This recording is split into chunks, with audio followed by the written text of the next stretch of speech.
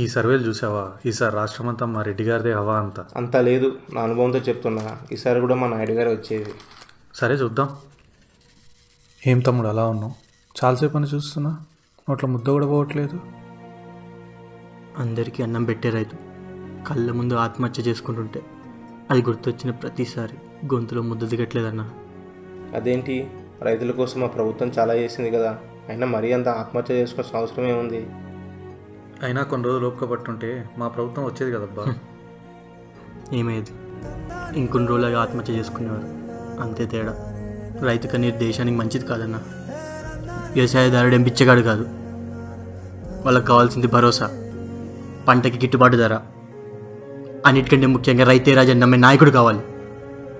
రైతు రాజ్యం రావాలి, అది చాలన్న వాళ్ళకి. నేను సాటి రైతుగా మాట్లాడుతున్నాను. నాకు తెలుసు ఎంత కష్టం, ఆ నాట్లు నాటి ఆ మట్టి ఎంత ఇబ్బంది పడతారో తెలుసు నాకు. రైతు కూలీలు కానీ రైతులు కానీ సమస్యలు చెప్పుకోవాల్సిన అవసరం ఏముంది? గిట్టుబాటు ధర లేదని చెప్పాల్సిన అవసరం ఏముంది? అది ప్రభుత్వాల బాధ్యత కాదా? అధికారుల బాధ్యత కాదా? దీనికోసం చెప్పాలా? రోడ్ల మీదకి రావాలా? అన్నం పండించే రైతుకు మనం అండగా ఉండకపోతే ఇంకెవరికి అండగా ఉంటాం? రైతే రాజు, నేను రైతుని, రైతు కష్టం తెలిసిన వాడిని. రైతు కన్నీరు దేశానికి మంచిది కాదు. జనసేన ప్రభుత్వం రాగానే ఒక్కొక్క రైతుకి ఎకరానికి 8,000 రూపాయలు సాగు సాయం అందిస్తాం. ఈ మేనిఫెస్టో అనేది నా ఉద్దేశం. It's a promise.